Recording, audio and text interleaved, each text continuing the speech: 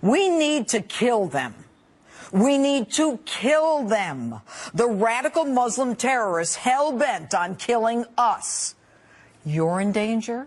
I'm in danger. We're at war, and this is not going to stop. After this week's brutal terror attacks in France, hopefully everybody now gets it. And there's only one group that can stop this war: the Muslims themselves. Our job is to arm those Muslims to the teeth, give them everything they need to take out these Islamic fanatics. Let them do the job. We need to simply look the other way. It is time for this to be over and stop sending American dollars to any Arab country that does not support this mission. Pakistan at the top of the list. Force Arab nations to choose. They're either with us or they're against us. And stop with this nuclear negotiation nonsense. They don't operate the way we do. You can't negotiate, you can't mediate, and you can't bargain. You can't even reason with these people. Now, Egyptian President el-Sisi, a Muslim, in a country 85% Muslim, rid Egypt, the largest Arab country, of these Islamic fanatics. He threw out Hamas terrorists and outlawed the Muslim Brotherhood, the mother of all terrorist organizations. And ironically, days before the attack in France, that same President el-Sisi called for a religious revolution to take out the violent jihadists. He called on the imams and the religious establishment to lead the fight, saying the entire world is waiting for their next move. Now, I've been telling you for a year that they're coming for us, that there is a reverse crusade in progress, a Christian genocide, hundreds of thousands of innocents killed in the Middle East. And 7 months ago, I said that we need to bomb ISIS as it began its steamroll through Iraq. Bomb them, and bomb them again, for which I was roundly criticized. Our country's response to this threat? The FBI destroys tens of thousands of documents deemed offensive to Islam. The CIA removes the word Islamic before terrorist in those Benghazi talking points. The Fort Hood massacre, the Oklahoma beheading, both workplace violence. Are we morons? Of course, none of this should be a surprise, given that our president invited the Muslim Brotherhood to fill the first 2 rows of his apology for being an American speech in Cairo in 2009. And as we cower to these Islamic fanatics, our president and former Secretary of State Clinton say they will prosecute the man who made the video, "Free speech be damned." They call murders accompanied by Allah Akbar workplace violence.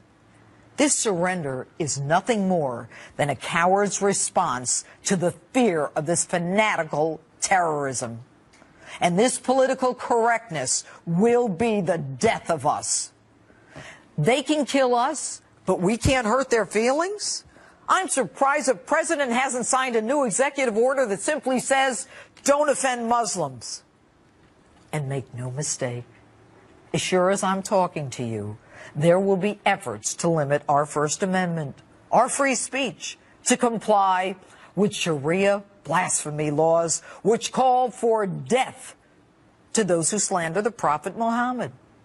And at a time when we have never been in more danger, our president is focused on free community college, on his continuing march to reduce the size of the military and eviscerate our national security. Our government's response to the terror threat is to have an interfaith dialogue to try to understand and empathize with the enemy. And when they want to shut us up, they call us Islamophobes. Muslim groups like CARE and the Nation of Islam have been integrated into our society. Muslims invited to worship at our national cathedral in Washington, D.C. We're directed by a political correctness that is so bizarre, so disconnected from reality that it does nothing but assist our enemy in our own destruction. They have conquered us through immigration. They have conquered us through interfaith dialogue. And they have conquered us by co-opting our leaders into a position of embarrassment. Now, the Prime Minister of France, just a few hours ago, stated that France is at war with radical Islam. Why can't our president even say the words radical Islam or Islamic terrorist, let alone protect us Americans? It's not like we haven't been, that we haven't suffered from these fanatical terrorists. Thousands of Americans have died at their hands. The World Trade Center, the USS Cole, Tanzania, Fort Hood, Benghazi. But when the head of MI5, one of the most secretive positions, shows his face to the world saying that Britain is going to get hit next, it is time to get serious.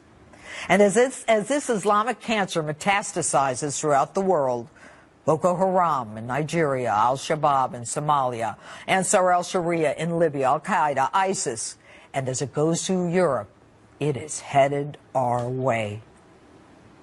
Our forefathers gave up everything, their fortunes, their families, their lives, to create a government where free speech and freedom of religion were sacrosanct. This surrender, this refusal to even call it what it is an insult to my father and my grandfather and everyone who served in the armed forces, who fought to protect what is sacred to every American.